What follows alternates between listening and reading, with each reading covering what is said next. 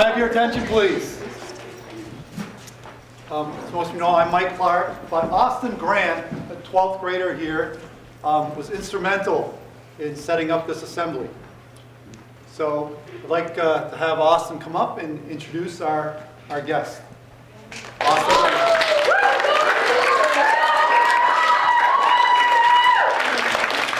All right, so most of you guys know who I am. I'm a senior here, but I'm going to guess no one knows who this is. This is Victoria Loren. She's also a senior, except she goes to Milton High School.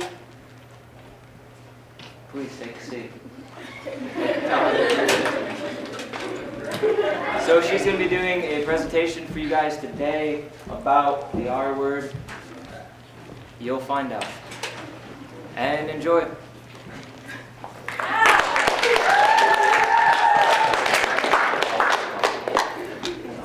Hi everyone, can everyone hear me? Yes! Okay, sounds good. So, as Austin said, I'm Victoria Loren. I am from Milton High School. I'm a senior.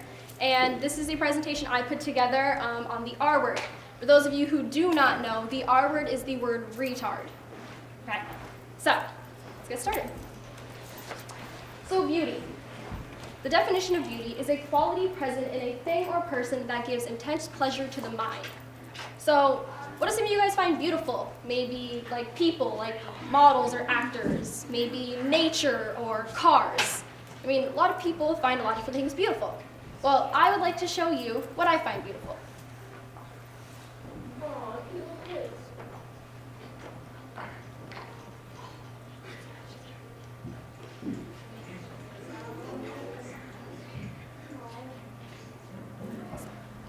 Okay, so here you see two groups of people. The 2012 and the 2013 champions of the United States. Now, how many of you know what a champion is? Well, in order to be a champion, one has to live through or live with a life-threatening illness. And one is picked for every state to represent their state. Now, I had the honor of meeting both groups of people, and I want to tell you a little bit of something about two of them. So in the top photo for the 2012, in the very back, you see a gentleman holding up his leg. Well, his name is Drew Wall. He had cancer. At the age of 11, he made the courageous decision to amputate his leg in order to stop the cancer from spreading. Unfortunately, he did lose his battle in 2012 to cancer. However, everyone remembers him as such a charitable, happy, funny guy. He always wanted to put a smile on everyone's face, and even if no one had met him, he was still impacted their lives.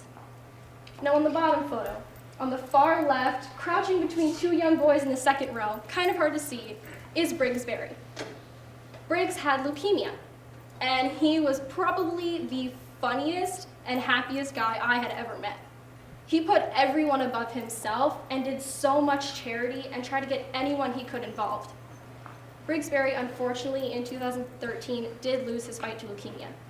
But just like Drew, he is remembered and made a huge impact on this world. And I want you to see these people as some of the bravest people I'd ever met. Now, bully. An overbearing person who habitually badgers and intimidates smaller or weaker people. Now, I don't know if all of you have seen a bully or seen anyone be bullied or be bullied yourselves, but I was bullied. I've been bullied all through high school except for this year. It's really hard. I was verbally, emotionally, and physically bullied by people. But the hardest thing for me to go through was what they call the bystander effect. If I'm in the halls, or any of you were in the halls, and someone's bullying you, and all of your friends or best friends or even acquaintances just walk by, pretend like they don't see and don't say anything, that's what hurts most. You feel absolutely alone. It's not fun to feel alone. You have friends. They're supposed to stand up for you always like you would stand up for them. And if you do stand up, because it takes one person to raise their voice to someone in order to make a difference. Retarded babies. No one wants them, so stop having them. I'm sorry, but who has the right to say this, to make this, and to post this? No one wants them, so stop having them. as if a parent or a doctor knows that the child is going to come out different. Everyone has a plan for themselves or for their kids, and nobody wants their child to grow up any different than the next. But no one has the right to tell them to stop having these kinds of children. They didn't choose this life. Neither did their families. So why should they be looked at any different than any one of you? This young man, his name is Jordan. He's the 2013 champion for Illinois. As you can see in the top left photo, that is him after he had 2 open heart surgeries. One at a few weeks old, and one at just 2 months old. Now, Jordan and his mother were at a restaurant one day. Just a regular day, going out to lunch, mother-son time. Jordan couldn't feed himself, so his mother was feeding him. A woman walked up to Jordan and his mother and said, "Oh my gosh, that is the cutest boy I've ever seen. How old is he?" The mother, with a proud smile on her face, looks up at the woman and says, "He's 4.5. The woman loses her smile, takes a step back, and says, "Oh, hun, he's retarded. I'm so sorry." As if that woman had to be sorry for the way Jordan turned out. As if he was any different from that woman because he couldn't feed himself at 4.5. As if his mother didn't know that he was different. She said it to him, to his face, right in front of him, at 4.5. I mean, I don't remember much of when I was a little kid, but I know that I remember the world as such a happy place. Why does she have to make it mean? And I know that I wasn't there, but I want you to hear his mother's words.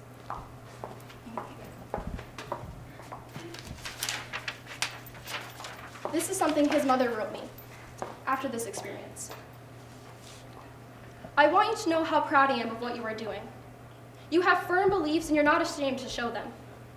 Most young people don't seem that way anymore. Your family has certainly been blessed with you. I want you to see these pictures of Jordan. The one I am most proud of is him on his deathbed. I know, sounds crazy, doesn't it? I sat by my baby's side in the hospital from right after his birth until he was 2 months old. I was told he would not live. He just had 2 open heart surgeries, one at a few hours old, another at 2 weeks old. I could look down on my baby's chest and see his heart beating through the thin betadine film covering his chest. He laid in a coma for weeks. He was missing part of his brain, and the rest of the brain was severely damaged. Then those seizures started. Then the MRI, then the news that my baby's heart was the least of his problems. Then I was told he would never walk or talk, and Jordan was severely retarded. Those words cut me like a knife, Victoria. I took Jordan home at 2 months on oxygen and feeding tubes. I was determined to give this baby everything. He is one of only 9 kids in the world with MPPH syndrome. Over the years, he learned to walk, talk, and eat. He suffers daily seizures, aspiration problems, partially deaf, legally blind, immunocompromised, diabetic, inability to regulate his own temperature, and yes, severely developmentally disabled, or retarded, if you're one of the few idiots in this world to use that word. Jordan's brain is growing too fast. It will eventually outgrow the skull. He is terminal. He only has a few more years to discover this world and be loved. He should never have to hear that word. I have showed so many people your presentation. What you are doing matters. Kids like Jordan don't have a voice in this mean world. You speak for them. Thank you, Victoria, and God bless you.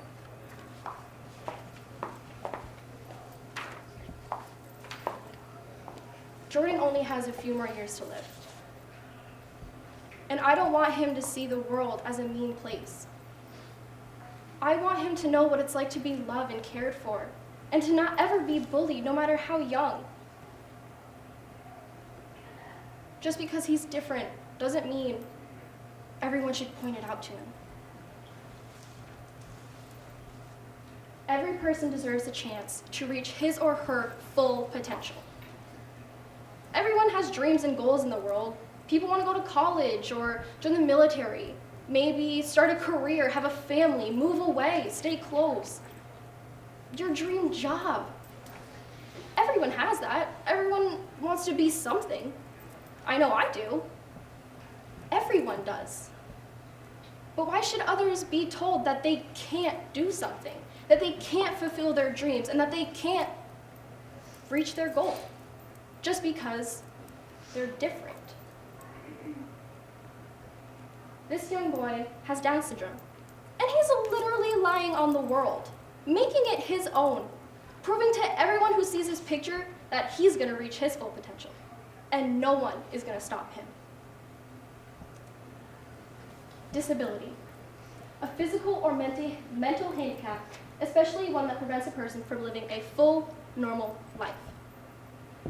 Now, when people think of disability, they think of the extremas, like this.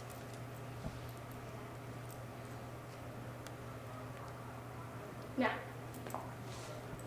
no, you're fine, you can go next. Now, this young man right here, as you can see, he has bandage on his hand. Usually, he has his entire body bandaged. His name is Tony. When he goes out, though, to take pictures, he only bandages his hands and his feet, because those are the worst areas. He lives with a rare skin disorder, or his skin is literally falling off of him. His fingers and his toes are nubs. He has to have special cream to put on him all day, and again, wraps his body. He can't swim because the chlorine is really bad. He can't take hot showers. He needs help in everything. But look at where he is. He's in Disney World with a VIP pass around his neck. He's living his life and not letting anything hold him back. And he has a really cute smile on his face because he's super happy. That's what I want everyone to see people who are disabled as. Happy. Now, this is my cousin Isabel. She lives with cerebral palsy, and she will never be able to live on her own. She will always be with my aunt. However, what you see around her neck is a medal from the Special Olympics. My cousin has always placed top in Special Olympics for her state of Florida. And she's only 11 years old. She's gone all the way and won the entire thing. She has been told she can never leave home. She was told she could never walk.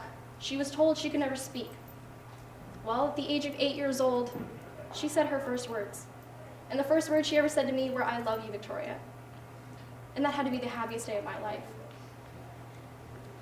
She gets that medal for long distance running. Not standing, not walking, she can run. And she's really good at it, whether she's in braces or not. She's showing everyone who told her she couldn't do anything that she clearly can. That brings me to retarded. Characterized by a slowness or limitation in intellectual understanding and awareness, emotional development, academic progress. Now, a lot of people think that disabilities and retardation go hand in hand. However, that's only half true. The only way that you're disabled and retarded is if you have a mental disability, and it qualifies under retarded. Now, I'm not judging, but how many of you have used the word retarded or retard, even if it was just once, even if you didn't really mean to? You don't have to raise your hand, I understand. I'm not judging, but think about it. Thank you for those who did raise your hand.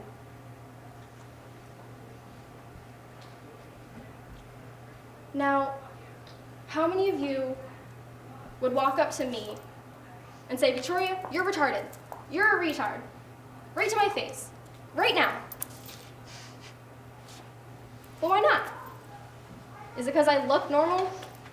I look just like all of you? Because I'm not missing a leg or in a wheelchair? Well, I'd like to show you something. This is the face of a retard. A disabled retard. I'm different from all of you. Yet none of you would say it. Why? I live with life-threatening illnesses. I live with congenital intestinal gestational malrotation. I'm practically suffocating from the inside out. And I'm dying. I don't know how much longer I have to live, but it's not stopping me. I'm here in front of you today with a smile on my face, doing what I want to do. I also have a heart problem. One side of my heart's bigger than the other, so I've had a stroke. And I have heart palpitations, and I can't play sports anymore. I'm in constant pain every single day.